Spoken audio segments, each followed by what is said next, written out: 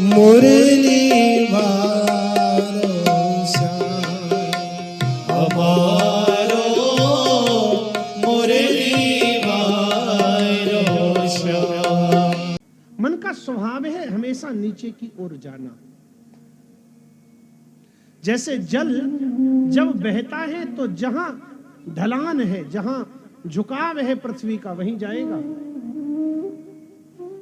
घर में कहीं पानी डालो तो जहां पर मोरी होगी वहीं जाएगा, अपने आप बह करके। जो जल की एक स्वाभाविक प्रवृत्ति है, स्वाभाविक जो गति है, वहां नीचे की ओर है, बहता है जल। ऐसे ही मन भी नीचे की ओर बहता है, संसार की ओर ही जाता है।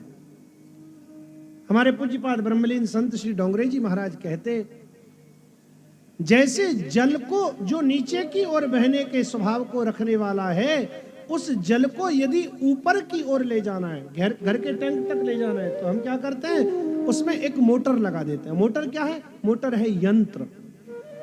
और यंत्र का आश्रय लेकर हम जल को जो नीचे की ओर बहने के स्वभाव वाला है उसे ऊपर पहुंचाया जा सकता है। ऐसे ही मंत्र का आश्रय लेकर के मन को जो नीचे की ओर प्रवाहित होने वाला है उसे परमात्मा के चरणों की ओर ले जाया जा सकता है। यंत्र के सहयोग से जल ऊपर पहुंच जाता है और मंत्र के आश्रय से, मंत्र के जाप से हमारा मन भगवान की ओर लग जाता है। मन की गति है अटपटी, झटपट लखे न कोई।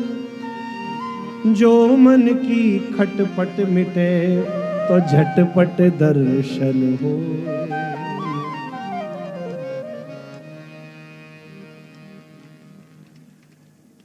अब ध्यान देकर के सुने, भगवान कपिल कह रहे हैं, मां जहर को जहर के द्वारा समाप्त किया जाता है, लोहे को लोहे से काटा जाता है। ऐसे ही मन बिगड़ा क्यों है? आसक्ति के कारण।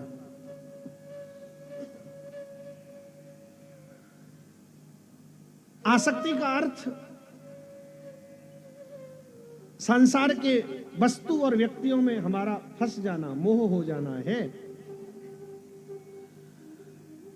सांसारिक आसक्ति के कारण मन बिगड़ा है।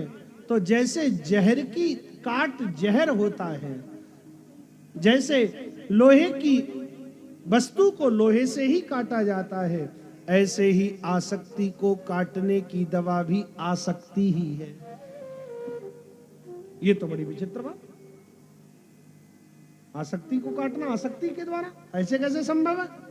भगवान कपिल कह रहे हैं, प्रसंगमजरं पाशम आत्मनः कवयो विदुः सएव साधु सुकृतो मोक्षद्वारम् अपावृतम्।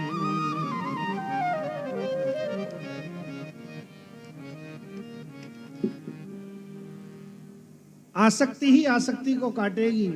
सांसारिक आसक्ति को मिटाने के लिए अपनी आसक्ति को भगवान के प्यारे प्रिय जनों में, भक्तों में, संतों में लगा दो।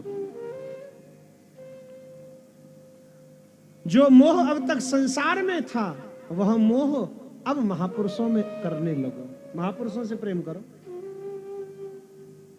संतों का संग करने से ही मोक्ष द्वार अपावृतम, मोक्ष के द्वार खुल जाएंगे, मुक्ति के द्वार खुल जाएंगे। प्रसंगम अजरम पासम, अजर पास है आसक्ति, छूटता नहीं है कोई। उस पास के बंधन से समाप्त नहीं किया जा सकता उस बंधन को। लेकिन यदि उस अजर पास को भी काटना है, उसके बंधन से मुक्त होना है, तो सएव साधु सुकृतः, वह आसक्ति अब संसार से हटा करके या तो भगवान में करो और या फिर भगवान के भक्तों में करो। और यही बात यदि रामचरितमानस में देखने जाओगे तो भगवान राम कह रहे हैं विभीषण को सुंदरकांड में, जननी जनक बंधु सुत दारा, तन धन भवन सुहृद परिवारा। कितनी चीजें बताई गिनो। जननी जनक बंधु सुत दारा, तन धन भवन सुहृद परिवारा। अब सुहृद और परिवार को 2 कर दोगे तो 10 हो जाएगी, नहीं तो 9। भगवान राम विभीषण को कह रहे हैं, विभीषण इन अलग अलग जगहों पर हमारा प्रेम रहता है, हमारी आसक्ति रहती है, हमारी ममता रहती है। जननी माँ, जनक पिता, बंधु भाई, सुत पुत्र, दारा पत्नी, उसके बाद तन शरीर, धन शरीर के द्वारा कमाया गया संपत्ति, भवन हमारे द्वारा बनाया गया घर, और परिवार सुहृद परिवार, हितैषी जन, परिवारी जन। बोले थोड़ी थोड़ी आसक्ति सब में पड़ी है, बोले इन सबको बटोर लो। फिर क्या करें? सबकी ममता ताकि बटोरी, मम पद बांध मनहि बरी डोरी। डोरी देखी कभी?